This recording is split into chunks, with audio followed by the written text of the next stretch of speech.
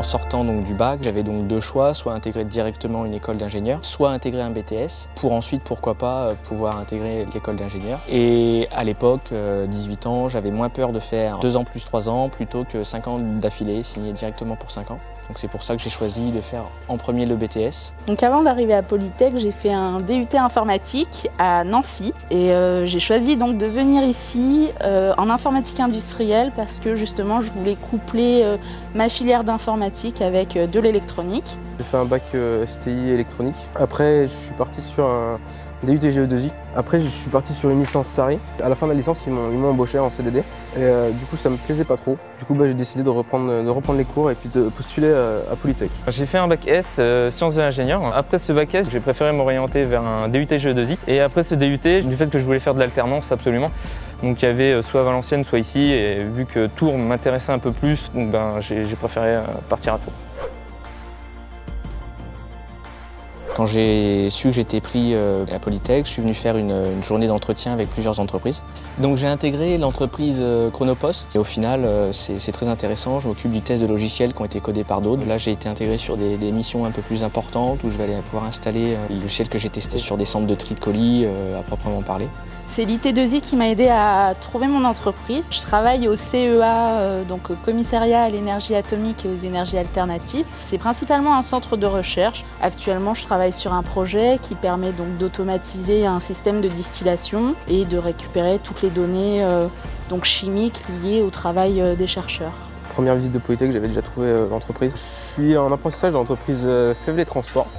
Donc ils font des équipements pour le ferroviaire et on doit faire les moyens de test pour vérifier leur fonctionnement dès qu'ils sont produits. Je fais mon alternance à ST à Tours Nord. Je m'occupe de tout ce qui est maintenance et obsolescence des ordinateurs, des équipements en salle blanche. Cet apprentissage, je l'ai trouvé grâce à l'IT2I au sein des entretiens à Polytech. Je voulais absolument faire l'école d'ingénieur en apprentissage pour avoir un pied en entreprise avant d'arriver sur le monde du travail. Les 4e années nous avaient réservé une surprise, deuxième période d'alternance. Donc on est allé faire connaissance au bord du lac qui est à côté de l'école. C'est vrai que les garçons prennent souvent soin de moi, ils sont hyper attentifs, attentionnés. Bon, je suis un peu traitée comme une princesse, donc c'est aussi l'avantage, quoi. Il ne faut pas hésiter quoi, à venir. On est bien à Tours. J'étais déjà là pour mon DUT. Je viens de Bourges au départ et déjà quand je suis venu pour le DUT j'étais bien content d'arriver dans une ville beaucoup plus grande. Quand je suis retourné bosser, du coup je suis retourné à Bourges, c'était un peu plus triste et du coup pour la vie étudiante je suis content d'être revenu à Tours. Le fait qu'on soit en alternance, ça crée de forts liens au sein de la promo et ça nous permet de passer des super moments tous ensemble comme de longs week-ends en Auvergne.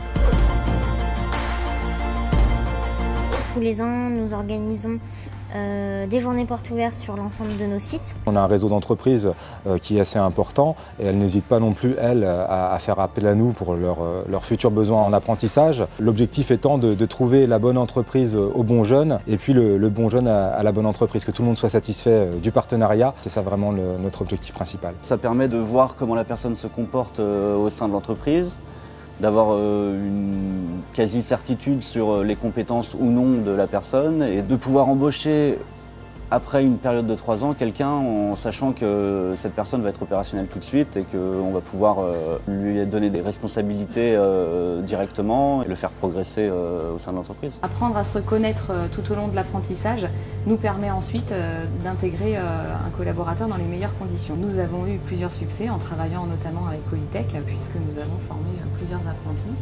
Au nombre de 3. Voilà, donc un qui est depuis plus d'une dizaine d'années chez nous et plus récemment 2 apprentis avec 2 profils différents. Donc un profil un peu plus développeur vraiment informatique et un autre un peu plus chef de projet. Donc dans la formation de Polytech, on peut avoir ces 2 facettes et voilà, on a su s'adapter en fonction de l'apprenti, de ses envies et des besoins de l'entreprise à cette formation.